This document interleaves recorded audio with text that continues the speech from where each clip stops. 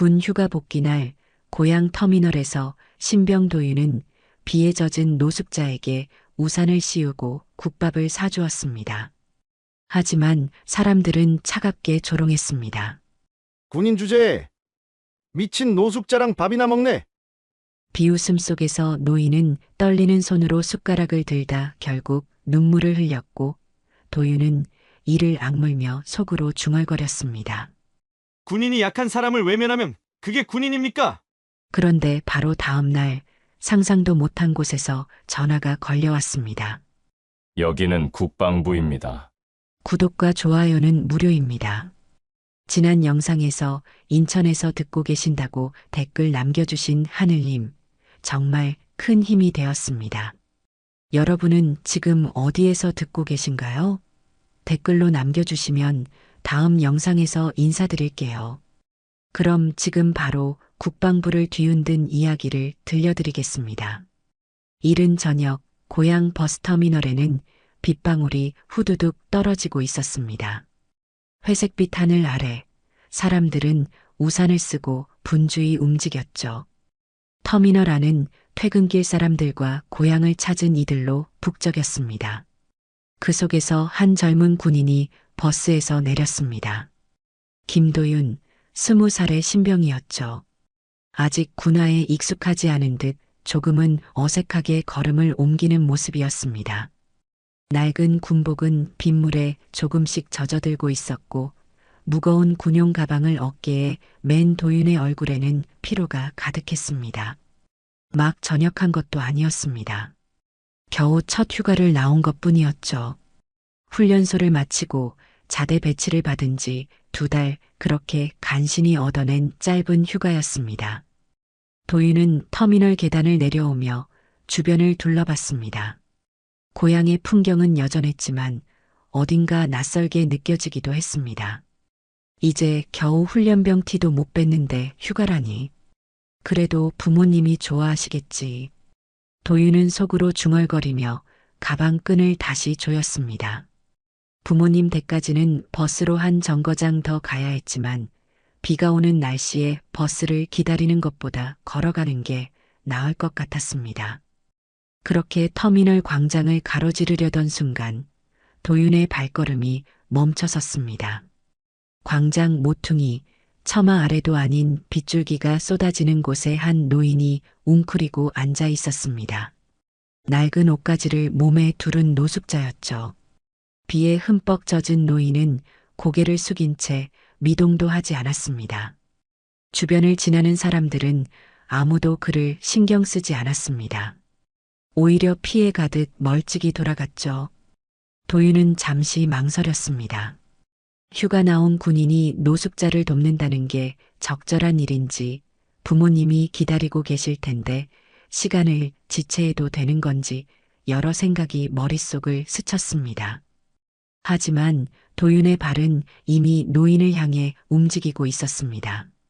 어르신, 도윤이 조심스럽게 말을 걸었습니다. 노인은 반응이 없었습니다.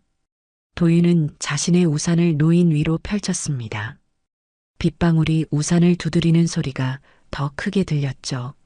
어르신, 비 맞으면 안 됩니다. 몸이 안 좋아지실 텐데요. 그제야 노인이 천천히 고개를 들었습니다. 주름진 얼굴, 흐릿한 눈빛, 그 속에는 말할 수 없는 슬픔과 체념이 담겨 있었습니다. 노인은 도윤을 바라보다가 고개를 다시 떨구었습니다.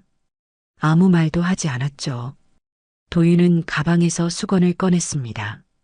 군대에서 사용하던 낡은 수건이었지만 깨끗하게 세탁해 온 것이었습니다. 도윤은 노인의 젖은 머리를 조심스럽게 닦아주었습니다. 어르신, 제가 따뜻한 국밥 한 그릇 사드릴게요. 여기 근처에 식당이 있습니다. 주변에서 사람들이 수군거리기 시작했습니다. 군인 주제에 남도울 여유는 있네. 저런 사람들 다 술 취한 거야. 쓸데없는 짓 하지 마. 휴가 나와서 할 일이 저것밖에 없나? 도윤의 귀에도 그런 말들이 들렸습니다. 하지만 도윤은 개의치 않았습니다. 군대에서 배운 것 중 가장 중요한 건 책임감과 용기였습니다. 약한 사람을 외면하지 않는 것, 그것이 진짜 군인의 자세라고 선임들이 말했던 기억이 떠올랐죠. 도윤은 노인을 부축해 일으켰습니다. 노인은 힘없이 도윤의 팔에 의지했습니다. 둘은 천천히 터미널 근처 작은 식당으로 향했습니다. 비는 여전히 내리고 있었고 도윤의 우산 아래 노인과 도윤이 나란히 걸어가는 모습이 어둑한 저녁 거리에 작은 그림자를 만들었습니다. 식당 안은 따뜻했습니다. 김이 모락모락 나는 국밥 냄새가 공간을 가득 채웠죠. 도윤은 노인을 구석자리에 앉혔습니다. 사장님, 국밥 2그릇 주세요. 도윤은 자신의 것도 함께 주문했습니다. 얼마 지나지 않아 뜨거운 국밥이 나왔고 노인은 떨리는 손으로 숟가락을 들었습니다. 한 입, 2입 뜨다가 노인의 눈가에 눈물이 맺혔습니다. 말없이 흘러내리는 눈물이었습니다. 도윤은 조용히 자신의 국밥을 먹으며 노인을 지켜봤습니다. 왜 눈물을 흘리는지 묻지 않았습니다. 그저 따뜻한 밥 한 끼가 필요했던 사람에게 그것을 줄 수 있어서 다행이라고 생각했죠. 밥을 다 먹고 나서도 노인은 말이 없었습니다. 도윤은 계산을 마치고 노인에게 말했습니다. 어르신, 오늘 밤 어디서 주무실 건가요? 혹시 갈 곳이 없으시면 복지관에 연락드릴까요? 노인은 고개를 저었습니다. 그리고 처음으로 입을 열었습니다. 괜찮네, 자네 덕분에 오늘은 따뜻했네. 목소리는 쉰 듯했지만 그 안에는 진심이 담겨 있었습니다. 도윤은 작은 미소를 지었습니다. 부디 건강하세요, 어르신. 도윤은 노인에게 인사를 하고 식당을 나섰습니다. 비는 이제 그쳤고 밤하늘에는 구름 사이로 별 몇 개가 보이기 시작했습니다. 도윤은 집으로 향하는 길을 걸으며 생각했습니다. 오늘 잘한 일일까? 확신은 없었지만 후회는 없었습니다. 집으로 가는 길, 도윤의 발걸음은 가벼웠습니다. 비가 그친 거리는 촉촉하게 젖어 있었고 가로등 불빛이 무릉덩이에 반짝였죠. 도윤은 군복 주머니에 손을 넣고 천천히 걸었습니다. 노인의 마지막 말이 자꾸 떠올랐습니다. 자네 덕분에 오늘은 따뜻했네.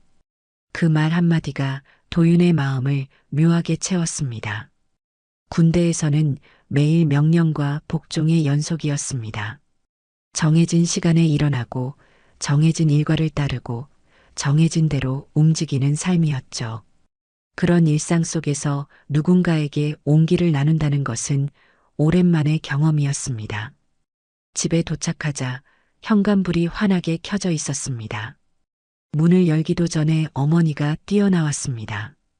도윤아, 왔니? 어머니의 목소리에는 그리움이 가득했습니다. 도윤은 어머니를 꼭 안았습니다. 어머니의 품에서 따뜻한 체온이 느껴졌죠. 아버지도 거실에서 나오셨습니다. 고생했다, 아들. 아버지의 굵은 손이 도윤의 어깨를 두드렸습니다. 도윤은 그제야 집에 왔다는 실감이 났습니다. 군대에서의 긴장감이 스르르 풀어지는 기분이었죠. 저녁 식사는 어머니가 정성껏 준비한 음식들로 가득했습니다. 도윤이 좋아하는 된장찌개, 김치찜, 고등어구이까지. 어머니는 연신 반찬을 도윤의 그릇에 담아주며 물었습니다. 부대에서 밥은 잘 먹고 다니니? 많이 힘들지는 않고? 네, 어머니. 잘 먹고 있어요. 걱정 마세요. 도윤은 부모님을 안심시키려 애썼습니다. 사실 군대 생활은 생각보다 훨씬 힘들었지만 그런 이야기를 꺼내고 싶지 않았습니다. 부모님이 걱정하실 게 뻔했으니까요. 그나저나 오늘 왜 이렇게 늦었니? 버스가 연착됐니? 아버지의 질문에 도윤은 잠시 망설였습니다. 노숙자 이야기를 해야 할지 말아야 할지 고민되었죠. 하지만 숨길 이유는 없었습니다. 터미널에서 노숙자 어르신 한 분을 뵀어요. 비를 맞고 계셔서 국밥 한 그릇 사드렸습니다. 어머니의 표정이 순간 굳어졌습니다. 아버지도 젓가락을 놓으셨죠. 도윤아, 그런 일은 조심해야지. 요즘 세상에 누가 누군지도 모르는데. 어머니의 목소리에는 걱정이 묻어났습니다. 도윤은 고개를 끄덕였습니다. 괜찮아요, 어머니. 그냥 밥 한 끼 사드린 것 뿐이에요. 그래도 말이다. 내가 군인이라고 해서 모든 사람을 다 도울 수는 없는 거야. 내 몸 먼저 챙겨야지. 아버지의 말씀이었습니다.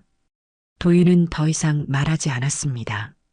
부모님의 걱정을 이해했으니까요. 그날 밤 도윤은 자신의 방에 누워 천장을 바라봤습니다. 오랜만에 누워본 푹신한 침대였지만 잠이 오지 않았습니다. 노인의 얼굴이 자꾸 떠올랐습니다. 그 흐릿한 눈빛, 떨리는 손, 그리고 말없이 흘린 눈물. 왜 그렇게 슬퍼 보였을까? 도윤은 궁금했습니다. 노인에게 어떤 사연이 있을까? 왜 거리에서 비를 맞으며 앉아 있었을까? 가족은 없는 걸까? 도윤은 이런저런 생각을 하다가 어느새 잠에 빠져들었습니다. 다음 날 아침 햇살이 창문을 통해 들어왔습니다. 도윤은 상쾌한 기분으로 눈을 떴습니다. 군대에서는 새벽 기상 나팔 소리에 깨야 했지만 오늘은 자연스럽게 눈이 떠졌죠. 도윤은 세수를 하고 거실로 나왔습니다. 어머니는 아침 준비를 하고 계셨고 아버지는 신문을 보고 계셨습니다. 평화로운 아침이었습니다. 도윤은 식탁에 앉아 어머니가 내어준 미역국을 마셨습니다. 바로 그때였습니다. 따르릉, 따르릉. 집 전화기가 울렸습니다. 요즘 같은 시대에 집 전화가 울리는 일은 드물었죠. 어머니가 전화를 받으셨습니다. 여보세요? 어머니의 표정이 점점 굳어졌습니다. 그리고 전화기를 도윤에게 건넸습니다. 도윤아, 너한테 전화야. 도윤은 의아한 표정으로 전화를 받았습니다. 여보세요? 김도윤 이병 맞습니까? 낯선 남자의 목소리였습니다. 차분하지만 권위가 느껴지는 목소리였죠. 네, 맞습니다. 누구시죠? 여기는 국방부입니다. 도윤의 심장이 쿵 내려앉았습니다. 국방부라니. 왜 국방부에서 전화가 왔을까? 무슨 문제라도 생긴 걸까? 도윤의 머릿속이 하얗게 변했습니다. 국방부요? 도윤의 목소리가 떨렸습니다. 아버지와 어머니도 놀란 표정으로 도윤을 바라봤습니다. 네, 국방부 인사복지국입니다. 혹시 어제 저녁 고향 버스터미널에서 노숙자 한 분을 도와드린 적이 있습니까? 도윤은 순간 멈칫했습니다. 노숙자 이야기가 국방부까지 알려진 걸까? 도대체 무슨 일이 벌어진 거지? 네, 맞습니다. 그분이 누구신지 아십니까? 아니요, 모릅니다. 그냥 비를 맞고 계셔서 도와드렸을 뿐입니다. 전화 너머로 잠깐의 정적이 흘렀습니다.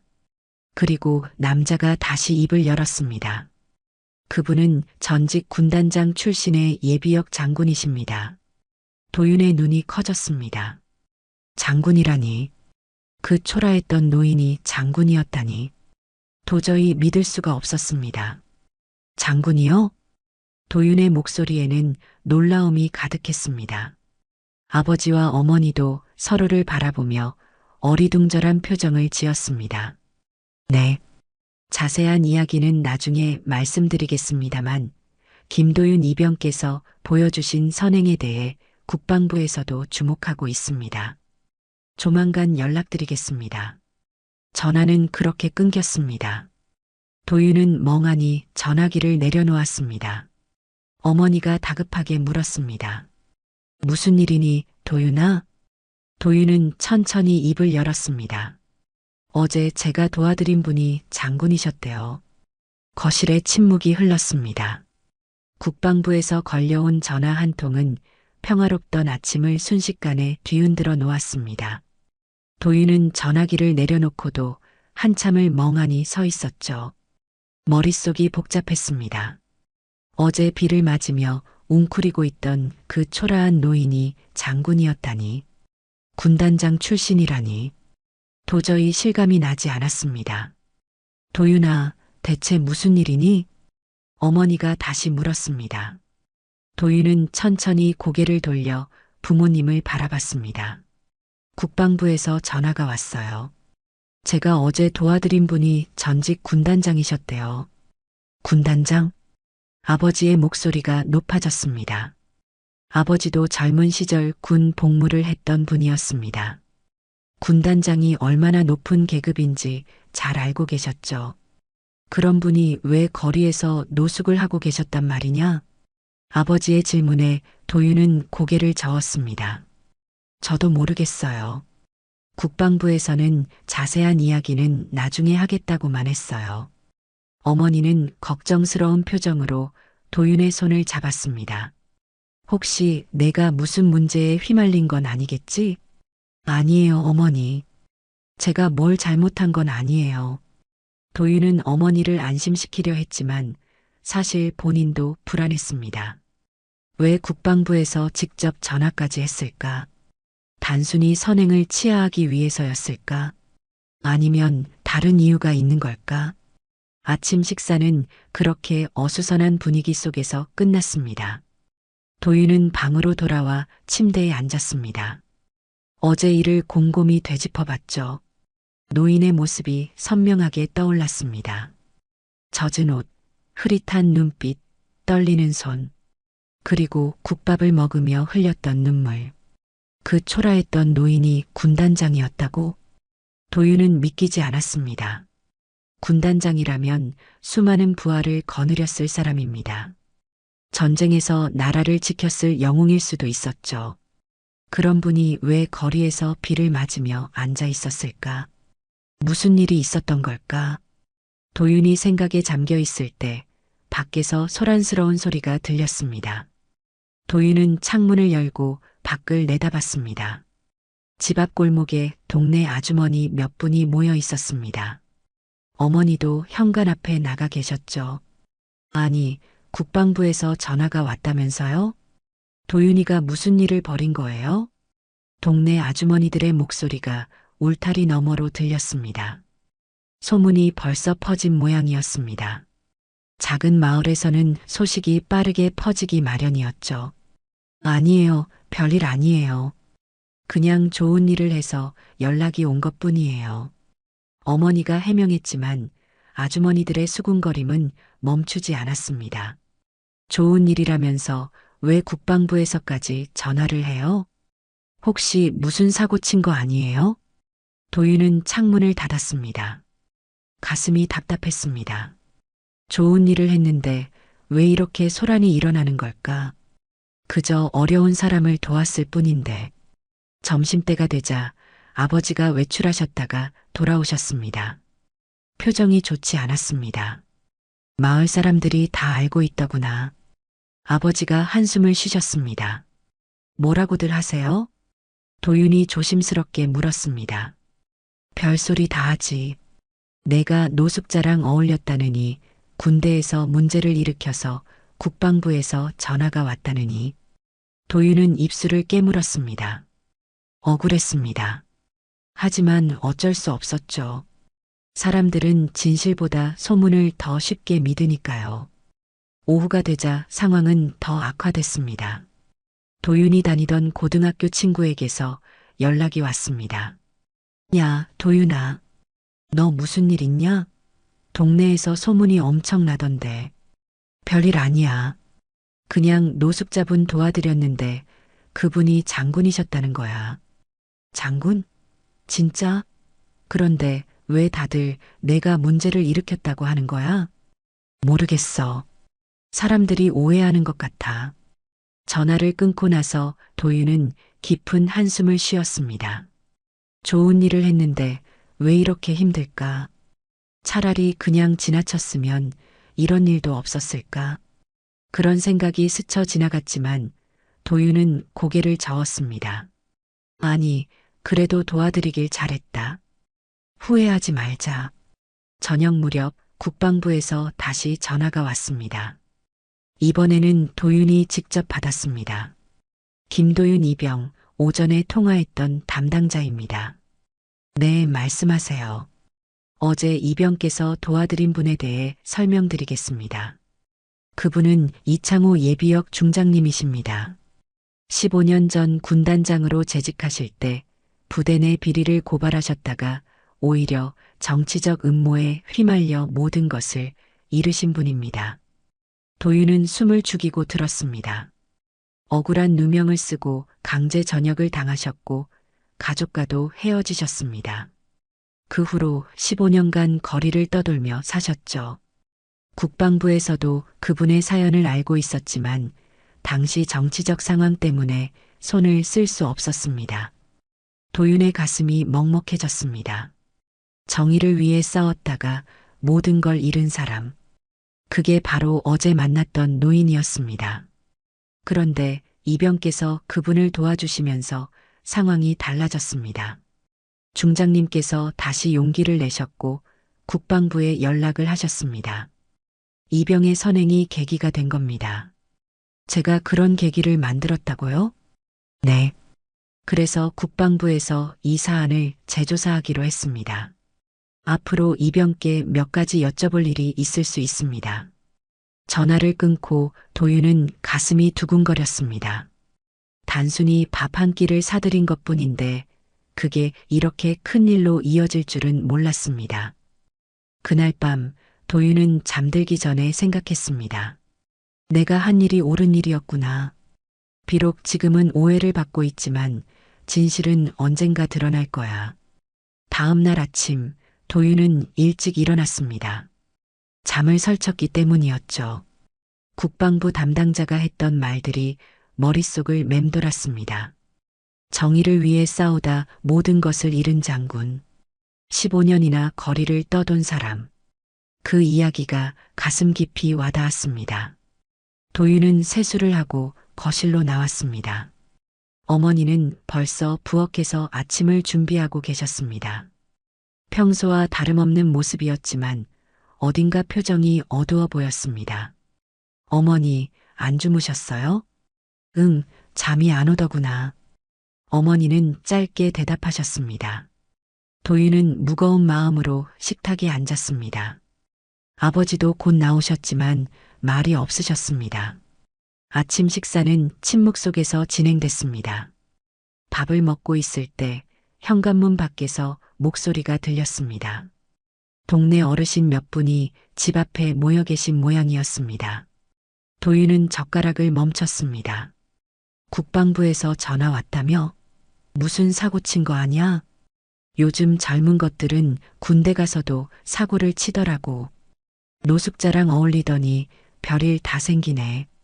목소리들은 울타리 너머로 또렷하게 들렸습니다.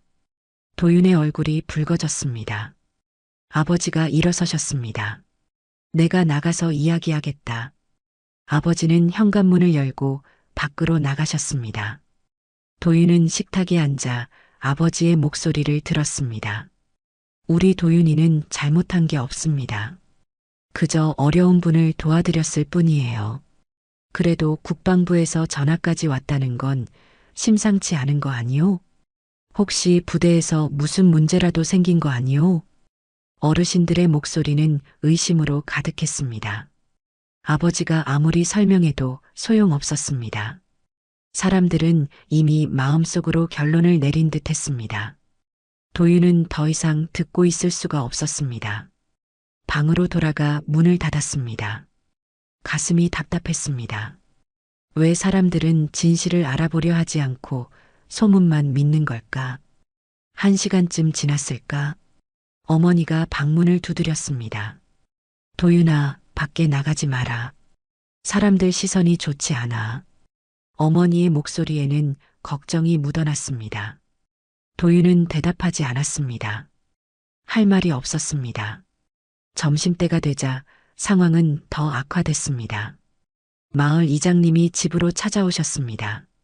아버지와 거실에서 이야기를 나누시는 소리가 방까지 들렸습니다. 자네 아들 때문에 마을이 시끄럽네. 국방부 일이라는 게 보통 일이 아닌 것 같은데 정확히 무슨 일인가? 이장님, 도윤이는 정말 잘못한 게 없습니다. 노숙자분을 도와드렸는데 그분이 전직 장군이셨다는 겁니다. 장군? 그런 분이 왜 노숙자 신세가 됐겠나? 뭔가 문제가 있었던 거 아닌가? 그건 옛날 일이라고 합니다. 억울한 일을 당하셨다고. 억울하든 말든 자네 아들이 그런 일에 엮이는 건 좋지 않아. 군 생활도 남았는데 괜한 일에 휘말려서 손해보지 말게. 이장님의 목소리는 단호했습니다. 도윤은 이불을 뒤집어 썼습니다. 귀를 막고 싶었습니다. 오후가 되자 고등학교 동창들에게서 연락이 쏟아졌습니다. 단체 채팅방에는 온갖 추측들이 오갔습니다. 도윤이 군대에서 사고 쳤대. 국방부까지 나섰다는 게 심상치 않은데? 노숙자 도와줬다가 큰일 났다던데. 도윤은 채팅방을 나갔습니다. 더 이상 보고 싶지 않았습니다. 친구라는 사람들조차 소문만 믿고 진실을 물으려 하지 않았습니다. 저녁 무렵 아버지가 도윤의 방으로 들어오셨습니다. 침대 옆에 앉으시더니 조용히 말씀하셨습니다. 도윤아, 아버지가 뭐라고 하겠니? 내가 한 일이 틀리지 않았다는 건 안다. 하지만 세상은 그렇게 단순하지 않아. 도윤은 아버지를 바라봤습니다. 마을 사람들이 뭐라 하든 신경 쓰지 마라. 하지만 앞으로는 조심해야 한다. 군 생활을 망치는 일은 없어야지. 아버지, 저는 잘못한 게 없어요. 알아, 아들. 아버지가 다 안다. 하지만 때로는 옳은 일을 했어도 오해를 받을 때가 있어. 그게 세상이야. 아버지의 말씀에 도윤은 아무 대답도 하지 못했습니다. 옳은 일을 했는데 왜 이렇게 힘들어야 하는지 이해가 되지 않았습니다. 밤이 되자 어머니도 방으로 들어오셨습니다. 도윤의 손을 잡으시더니 눈물을 글썽이셨습니다. 도윤아, 엄마는 내가 착한 아이라는 걸 알아. 하지만 괜히 엮이지 마라. 군 생활 망치는 거 아니야? 엄마, 저는 괜찮아요. 괜찮긴 뭐가 괜찮아. 온 동네가 수군대는데. 어머니는 도윤의 머리를 쓰다듬으셨습니다. 도윤은 그제야 눈물이 났습니다. 부모님을 걱정시키고 싶지 않았는데 이렇게 됐습니다. 그날 밤 도윤은 창밖을 바라보며 생각했습니다. 내가 잘못한 걸까? 그냥 모른 척 했어야 했을까? 하지만 마음 한편에서는 여전히 확신이 있었습니다. 내가 한 일은 옳았다. 비록 지금은 힘들지만 언젠가는 이해받을 날이 올 거야. 도윤은 점점 더 혼란스러워졌습니다. 옳다고 믿었던 일이 이렇게 큰 파장을 일으킬 줄은 몰랐습니다. 하지만 포기할 수는 없었습니다. 그 장군의 눈물을, 떨리던 손을 도윤은 잊을 수가 없었습니다. 밤은 깊어갔고 도윤의 고민도 깊어갔습니다. 사흘이 지났습니다. 도윤은 집 안에만 있었습니다. 밖으로 나가면 사람들의 시선이 따가웠기 때문입니다. 마을 사람들의 수군거림은 날이 갈수록 심해졌고 도윤의 부모님도 점점 지쳐가는 모습이었습니다. 그날 오전 마을 입구에 검은색 승용차 2대가 들어섰습니다. 국방부 문장이 새겨진 차량이었죠.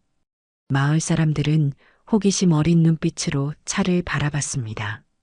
차에서 정장을 입은 사람들이 내렸습니다. 4명의 남자였는데 모두 단정한 차림이었습니다. 김도윤 이병댁이 어디입니까? 한 사람이 지나가던 주민에게 물었습니다. 주민은 도윤의 집을 가리켰고 국방부 인사들은 그쪽으로 걸어갔습니다. 순식간에 마을 사람들이 모여들었습니다. 무슨 일인지 보려는 것이었죠. 도윤의 집 앞에 도착한 국방부 인사들은 현관문을 두드렸습니다. 어머니가 문을 열었습니다. 누구세요? 국방부 인사복지국에서 나왔습니다. 김도윤 이병과 이야기를 나누러 왔습니다. 어머니는 놀란 표정으로 안으로 안내했습니다. 도윤도 방에서 나왔습니다. 정장을 입은 남자들을 보자 긴장이 됐습니다. 김도윤 이병 맞습니까? 네, 맞습니다. 밖에 나가서 이야기하는 게 좋겠습니다. 마을 사람들께도 알려드려야 할 내용이 있습니다. 도윤은 고개를 끄덕였습니다. 일행은 집 밖으로 나왔습니다. 이미 집 앞에는 마을 사람들이 수십 명 모여 있었습니다. 이장님도 계셨고 어제 수군댔던 어르신들도 보였습니다. 국방부 담당자 중 한 명이 앞으로 나섰습니다. 그는 또렷한 목소리로 말했습니다. 여러분께 알려드릴 말씀이 있습니다. 며칠 전 김도윤 이병이 도와드린 노숙자분은 이창호 예비역 중장님이십니다. 사람들 사이에서 웅성거림이 일었습니다. 중장이라니. 놀라움과 의구심이 뒤섞인 표정들이었습니다. 이창호 중장님은 15년 전 군단장으로 재직하시면서 부대 내 심각한 비리를 발견하셨습니다. 상급 지휘부의 예산 횡령과 부정부패였습니다. 중장님은 이를 고발하셨습니다. 담당자의 목소리는 엄숙했습니다. 사람들은 숨을 죽이고 들었습니다. 하지만 당시 정치적 상황과 군 내부의 압력으로 오히려 중장님이 모함을 받으셨습니다. 허위 사실로 군 기강을 문란하게 했다는 누명을 쓰고 강제 전역을 당하셨죠. 가족들과도 헤어지셨고 모든 재산을 잃으셨습니다. 도윤은 가슴이 먹먹해졌습니다. 정의를 위해 싸우다 모든 것을 잃은 사람. 그게 바로 자신이 도왔던 노인이었습니다. 그 후 15년간 중장님은 거리를 떠돌며 사셨습니다. 국방부에서도 이 사실을 알고 있었지만 당시 관련자들의 영향력 때문에 손을 쓸 수 없었습니다. 하지만 이번에 김도윤 이병의 선행을 계기로 중장님께서 다시 용기를 내셨고 국방부는 이 사건을 재조사하기로 결정했습니다. 담당자는 도윤을 바라봤습니다. 김도윤 이병의 작은 선행이 잊혀졌던 진실을 다시 세상에 드러내는 계기가 되었습니다. 마을 사람들의 표정이 복잡해졌습니다. 어떤 이는 놀라움을, 어떤 이는 부끄러움을 드러냈습니다. 하지만 여전히 의심하는 눈빛도 있었습니다. 군단장이라더니 노숙자 꼴이라니 믿을 수 있냐? 누군가 작게 중얼거렸습니다. 도윤의 귀에 그 말이 들렸습니다. 분노가 치밀었습니다. 정의를 위해 싸우다 모든 것을 잃은 사람을 여전히 의심하다니. 괜히 정의로운 척하다가 큰일 났네. 또 다른 목소리가 들렸습니다. 도윤은 주먹을 꽉 쥐었습니다. 모멸감이 밀려왔습니다. 자신은 그저 어려운 사람을 도왔을 뿐인데 왜 이런 말을 들어야 하는 걸까? 국방부 담당자가 다시 입을 열었습니다. 김도윤 이병께서는 군인으로서 본받아야 할 모범을 보여주셨습니다. 계급과 지위를 떠나 사람을 사람으로 대했습니다. 이것이야말로 진정한 군인 정신입니다. 하지만 마을 사람들의 반응은 여전히 싸늘했습니다. 일부는 고개를 끄덕였지만 대부분은 여전히 의심의 눈초리를 거두지 않았습니다. 국방부 인사들이 떠난 후 도윤은 집으로 돌아왔습니다. 마을 사람들의 수군거림은 더 심해졌습니다. 그래봤자 노숙자 도운 게 뭐가 대단하다고. 국방부에서 나왔다고 다 믿을 수 있나. 저 젊은 친구가 쓸데없이 나섰다가 이상한 일에 휘말린 거 아니야? 도윤은 방문을 닫고 침대에 주저앉았습니다. 충격이었습니다. 진실이 밝혀졌는데도 사람들은 여전히 믿지 않았습니다. 오히려 더 심한 말들을 했습니다. 도윤은 군인으로서 존경해야 할 인물이 15년간 거리를 떠돌았다는 사실에 충격받았습니다. 정의를 지키려 했던 사람이 오히려 벌을 받은 현실. 그리고 그런 사람을 방치한 사회. 도윤은 분노했습니다. 동시에 모멸감도 느꼈습니다. 옳은 일을 했는데도 손가락질을 받는 현실이 억울했습니다. 도윤은 창밖을 바라봤습니다. 해가 지고 있었습니다. 내가 뭘 잘못했을까? 도윤은 스스로에게 물었습니다. 하지만 답은 나오지 않았습니다. 그저 가슴속 깊은 곳에서 분노와 슬픔이 뒤섞였습니다. 밤이 되자 아버지가 방으로 들어오셨습니다. 도윤아, 힘들지? 네, 아버지. 세상이 원래 그렇다. 진실을 알아도 믿지 않는 사람들이 있어. 하지만 내가 한 일은 옳았다. 그것만은 잊지 마라. 아버지의 말씀에 도윤은 고개를 끄덕였습니다. 하지만 마음은 여전히 무거웠습니다. 도윤은 그날 밤 잠들지 못했습니다. 밤은 깊어갔지만 도윤의 눈은 말똥말똥했습니다. 천장을 바라보며 하염없이 생각에 잠겼죠.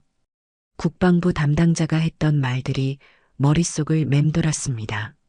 정의를 위해 싸우다 모든 것을 잃은 장군. 15년간 거리를 떠돈 사람. 그리고 여전히 그를 의심하는 사람들. 도윤은 이불을 걷어차고 일어나 창가로 갔습니다. 밤하늘에는 별이 총총했습니다. 고요한 밤이었지만 도윤의 마음은 전혀 고요하지 않았습니다. 군인이라면 약한 사람을 외면하지 말아야 한다. 도윤은 작게 중얼거렸습니다. 훈련소에서 교관이 했던 말이 떠올랐습니다.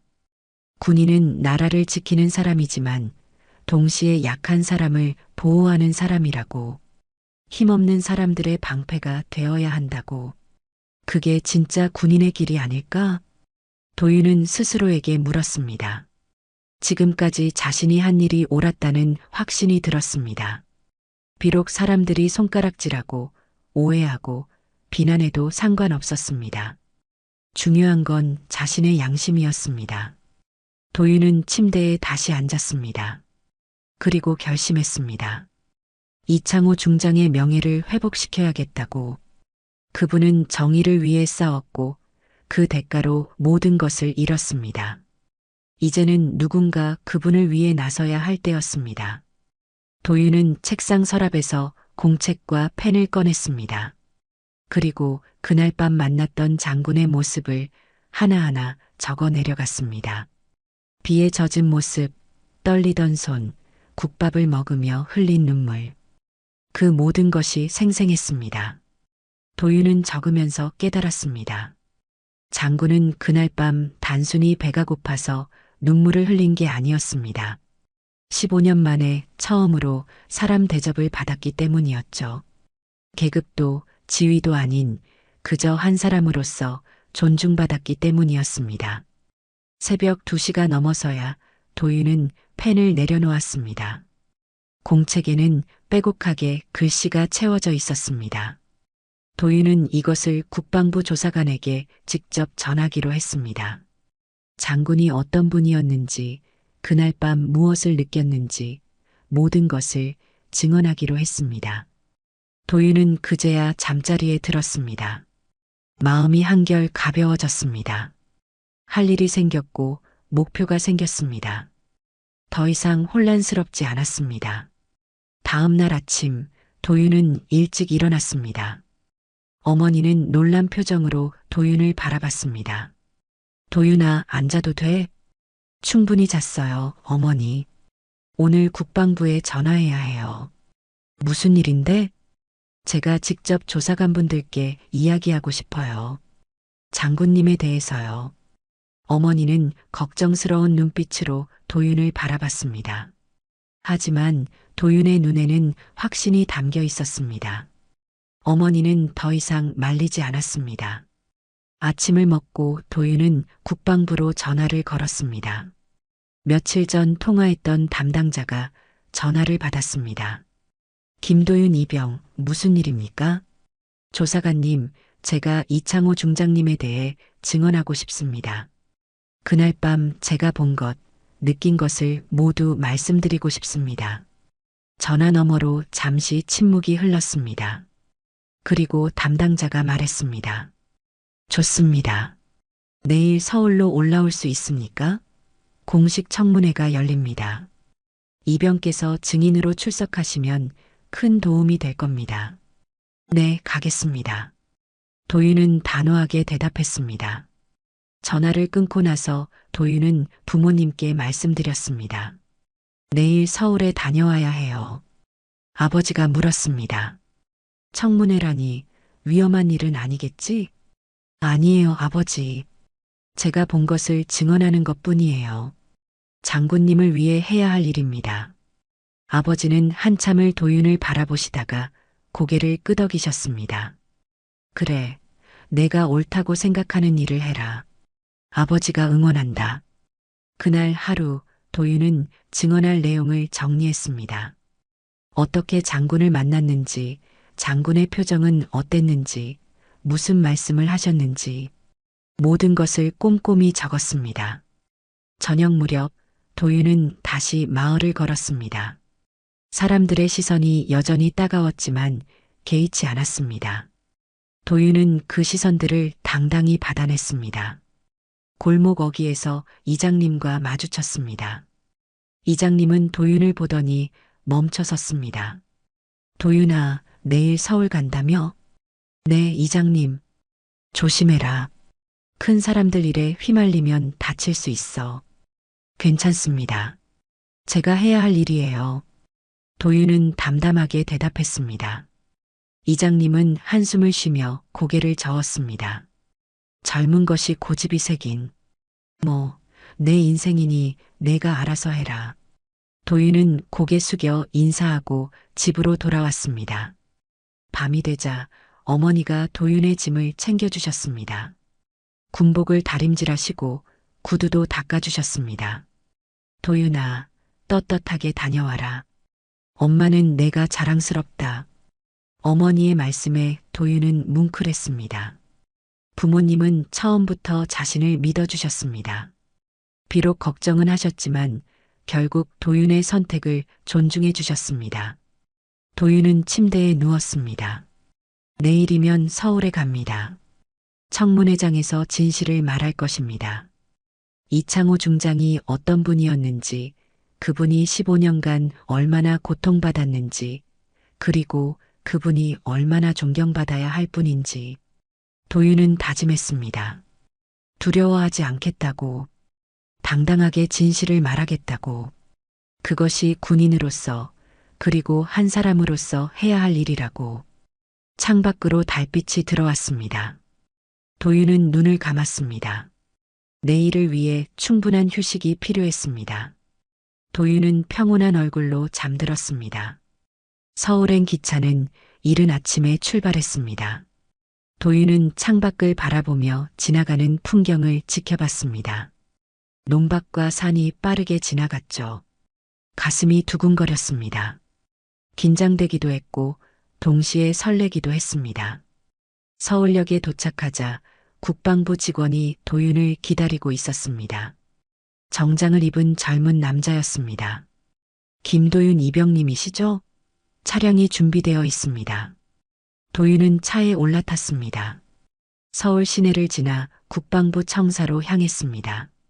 높은 건물들이 즐비한 거리, 바쁘게 오가는 사람들. 도윤에게는 낯선 풍경이었습니다. 국방부 청사는 웅장했습니다. 도윤은 건물 앞에서 잠시 멈춰 섰습니다. 저 안에서 진실이 밝혀질 것입니다. 도윤은 깊게 숨을 들이마셨습니다. 건물 안으로 들어서자 담당 직원이 도윤을 안내했습니다. 긴 복도를 지나 엘리베이터를 타고 3층으로 올라갔습니다. 복도 끝에 큰 회의실이 있었습니다. 잠시 대기실에서 기다려 주십시오. 곧 부르겠습니다. 도윤은 작은 방으로 안내받았습니다. 의자에 앉아 시계를 바라봤습니다. 오전 10시. 청문회는 10시 30분에 시작된다고 했습니다. 30분이 길게 느껴졌습니다. 도윤은 준비해온 메모를 다시 한번 읽었습니다. 장군을 만났던 그날의 기억을 떠올렸습니다. 비 내리던 저녁, 웅크리고 앉아있던 노인, 떨리던 손, 눈물. 노크 소리가 들렸습니다. 문이 열리고 직원이 말했습니다. 김도윤 이병님 들어오시죠. 도윤은 일어섰습니다. 심장이 빠르게 뛰었습니다. 복도를 지나 큰 문 앞에 섰습니다. 문이 열렸습니다. 회의실은 넓었습니다. 긴 탁자가 놓여 있었고 한쪽에는 방청석이 마련되어 있었습니다. 군 관계자들과 국방부 인사들이 자리에 앉아 있었습니다. 도윤은 증인석으로 안내받았습니다. 그리고 도윤은 글을 봤습니다. 이창호 중장이었습니다. 며칠 전과는 달리 깨끗한 옷을 입고 계셨습니다. 하지만 여전히 수척한 얼굴이었고 눈가에는 깊은 피로가 서려 있었습니다. 중장은 도윤을 보자 고개를 끄덕였습니다. 도윤도 고개를 숙여 인사했습니다. 청문회가 시작됐습니다. 의장이 망치를 두드렸습니다. 지금부터 이창호 예비역 중장의 명예회복에 관한 청문회를 시작하겠습니다. 먼저 증인 김도윤 이병의 증언을 듣겠습니다. 도윤은 일어섰습니다. 마이크 앞에 섰습니다. 손이 조금 떨렸지만 목소리는 또렷했습니다. 저는 지난주 고향 버스터미널에서 이창호 중장님을 만났습니다. 비가 내리는 저녁이었고 중장님은 처마도 없는 곳에 웅크리고 앉아 계셨습니다. 도윤은 그날의 상황을 자세히 설명했습니다. 어떻게 중장에게 다가갔는지, 무슨 말을 했는지, 중장의 반응은 어땠는지 모든 것을 빠짐없이 증언했습니다. 국밥을 드시면서 중장님은 눈물을 흘리셨습니다. 말씀은 거의 하지 않으셨지만 마지막에 이렇게 말씀하셨습니다. 자네 덕분에 오늘은 따뜻했다고. 도윤의 목소리가 잠시 떨렸습니다. 그날의 감정이 다시 살아났습니다. 저는 그때 몰랐습니다. 그분이 누구신지, 어떤 분인지. 하지만 지금은 압니다. 정의를 위해 싸우시다가 모든 것을 잃으신 분이라는 것을, 그리고 15년간 거리를 떠도셨다는 것을. 도윤은 방청석을 바라봤습니다. 군인이라면 약한 사람을 외면하지 말아야 합니다. 그게 진짜 군인의 길이라고 생각합니다. 중장님은 그 길을 걸으셨고 저는 그분을 존경합니다. 도윤의 증언이 끝나자 회의실에 침묵이 흘렀습니다. 의장이 중장에게 발언 기회를 주었습니다. 중장은 천천히 일어섰습니다. 떨리는 목소리로 말했습니다. 이 신병이 나를 사람으로 대해주지 않았다면 나는 이미 세상에서 사라졌을 겁니다. 중장의 목소리에는 진심이 담겨 있었습니다. 15년간 나는 사람 취급을 받지 못했습니다. 거리를 떠돌며 손가락질을 받았고 모욕을 당했습니다. 가족도 잃었고 명예도 잃었습니다. 살아야 할 이유를 찾지 못했습니다. 중장은 도윤을 바라봤습니다. 하지만 이 젊은 군인이 나를 어르신이라 불렀습니다. 비를 피하게 해줬고 따뜻한 밥을 사줬습니다. 계급도 묻지 않았고 이름도 묻지 않았습니다. 그저 한 사람으로 대해줬습니다. 중장의 눈가에 눈물이 맺혔습니다. 그날 밤 나는 깨달았습니다. 아직 이 세상에는 정의가 남아있다는 것을. 그리고 다시 싸워야겠다고 결심했습니다. 방청석에서 흐느끼는 소리가 들렸습니다. 도윤도 눈시울이 붉어졌습니다. 의장이 서류를 들어 올렸습니다. 국방부 조사 결과 15년 전 이창호 중장을 몰락시킨 비리 세력의 실체가 확인되었습니다. 의장은 이름을 하나씩 읽어 내려갔습니다. 당시 국방부 고위 관계자들, 정치인들, 군 지휘부의 이름이 공개됐습니다. 방청석에서 놀라움의 탄성이 터져 나왔습니다. 이들은 부대 예산을 횡령하고 이를 고발한 이창호 중장을 허위 사실로 모함했습니다. 국방부는 이들에 대한 법적 조치를 진행할 것입니다. 회의실이 술렁였습니다. 기자들이 메모를 하고 관계자들이 서로 수군거렸습니다. 15년간 감춰졌던 진실이 드러나는 순간이었습니다. 도윤은 중장을 바라봤습니다. 중장은 고개를 숙이고 눈물을 흘리고 계셨습니다. 억울함의 눈물이었고 동시에 안도의 눈물이었습니다. 청문회가 끝난 후 도윤은 중장에게 다가갔습니다. 중장님, 축하드립니다. 중장은 도윤의 손을 꽉 잡았습니다. 고맙네, 젊은이. 청문회가 끝난 지 일주일이 지났습니다. 그동안 많은 일이 있었습니다. 언론에서는 이창호 중장의 이야기를 대대적으로 보도했고 15년 전의 비리 사건이 재조명됐습니다. 중장을 모함했던 사람들은 조사를 받게 됐고 진실은 세상에 알려졌습니다. 국방부는 공식적으로 이창호 중장의 명예를 회복시켰습니다. 억울하게 빼앗겼던 계급장도 돌려받았고 밀린 예우도 보상받게 됐습니다. 중장은 기자회견에서 눈물을 흘리며 말했습니다. 15년간 기다렸습니다. 진실이 언젠가는 밝혀질 거라고 믿었습니다. 그리고 한 젊은 군인의 선행이 그 계기가 되었습니다. 도윤은 고향집에서 텔레비전으로 그 장면을 지켜봤습니다. 가슴이 뿌듯했습니다. 자신의 작은 행동이 이렇게 큰 변화를 만들어낼 줄은 몰랐습니다. 며칠 후 국방부로부터 연락이 왔습니다. 도윤에게 특별 표창을 수여한다는 내용이었습니다. 도윤은 다시 서울로 올라갔습니다. 이번에는 부모님도 함께였습니다. 국방부 대강당에는 많은 사람이 모여 있었습니다. 군 관계자들, 언론, 그리고 일반 시민들까지. 도윤은 단상에 올라 국방부 장관으로부터 표창장을 받았습니다. 김도윤 이병은 군인으로서 모범을 보였습니다. 계급과 지위를 떠나 사람을 사람으로 대했고 그 선행이 잊혀졌던 진실을 밝히는 계기가 되었습니다. 이에 국방부는 특별 표창을 수여합니다. 장관의 말씀이 끝나자 박수가 터져 나왔습니다. 도윤은 표창장을 받아들고 객석을 바라봤습니다. 부모님이 눈물을 흘리고 계셨습니다. 아버지는 손수건으로 눈가를 닦으셨고 어머니는 두 손을 모아 기도하듯 도윤을 바라보셨습니다. 행사가 끝난 후 중장이 도윤에게 다가왔습니다. 축하하네, 도윤 이병. 감사합니다, 중장님. 모든 게 중장님 덕분입니다. 아니야. 모든 게 자네 덕분이지. 중장은 도윤의 어깨를 다독였습니다. 고향으로 돌아오자 마을 분위기가 달라져 있었습니다.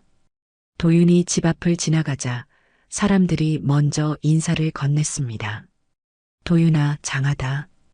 마을의 자랑이야. 국방부에서 표창을 받았다며? 대단하구나. 며칠 전까지 손가락질하던 사람들이었습니다. 하지만 도윤은 화내지 않았습니다. 사람들도 몰라서 그랬을 뿐이니까요. 도윤은 웃으며 인사를 받았습니다. 이장님도 집으로 찾아오셨습니다. 도윤아, 미안하다. 내가 자네를 오해했어. 정말 잘했다. 괜찮습니다, 이장님. 이해합니다. 동네 어르신들도 하나둘 찾아와 축하 인사를 건넸습니다. 마을은 다시 평화로워졌습니다. 며칠 후 중장에게서 연락이 왔습니다. 함께 고향 버스터미널에 가고 싶다는 내용이었습니다. 도윤은 흔쾌히 승낙했습니다. 약속한 날 도윤은 터미널 앞에서 중장을 기다렸습니다. 날씨는 화창했습니다. 비 내리던 그날과는 정반대였죠. 햇살이 따사롭게 내리쬐었고 하늘은 맑게 겠습니다. 중장이 도착했습니다. 깨끗한 양복을 입고 계셨습니다. 수척했던 얼굴에도 생기가 돌았습니다.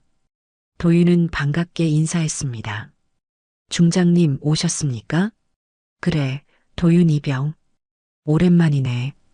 둘은 나란히 터미널 광장을 걸었습니다. 중장은 그날 자신이 앉아있던 모퉁이를 바라봤습니다. 여기였지. 비를 맞으며 앉아있던 곳. 중장의 목소리에는 감회가 묻어났습니다. 그날 나는 정말 모든 것을 포기하려 했었네. 15년간 싸웠지만 아무것도 바뀌지 않았으니까. 세상은 나를 잊었고 나도 세상을 잊으려 했지. 중장은 도윤을 바라봤습니다. 하지만 자네가 나타났어. 우산을 씌워주고 따뜻한 밥을 사줬지. 그때 나는 깨달았네. 아직 이 세상에는 선한 사람이 있다는 것을, 포기하면 안 된다는 것을. 도윤은 고개를 숙였습니다. 저는 당연한 일을 했을 뿐입니다. 아니야. 당연한 일이 아니었어.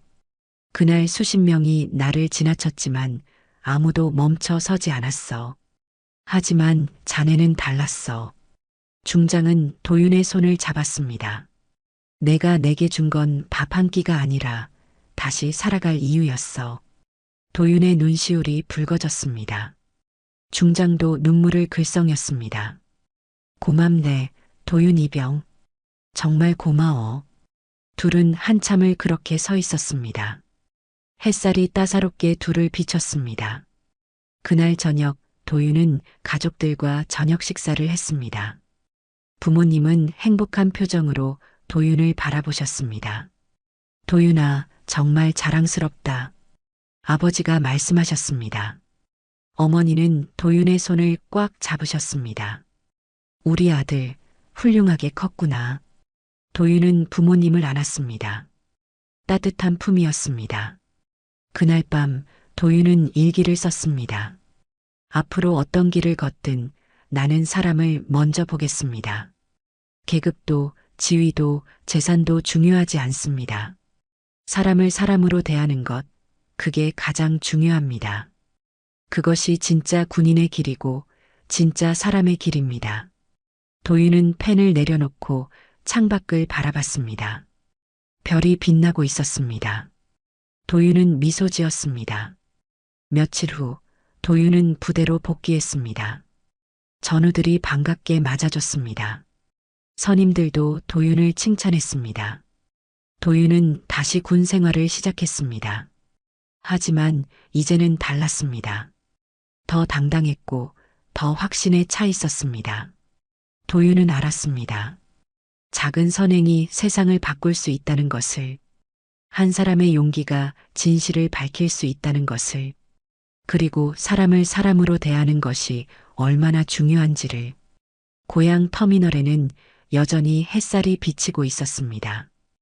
그곳에서 시작된 이야기는 이제 새로운 장을 열었습니다.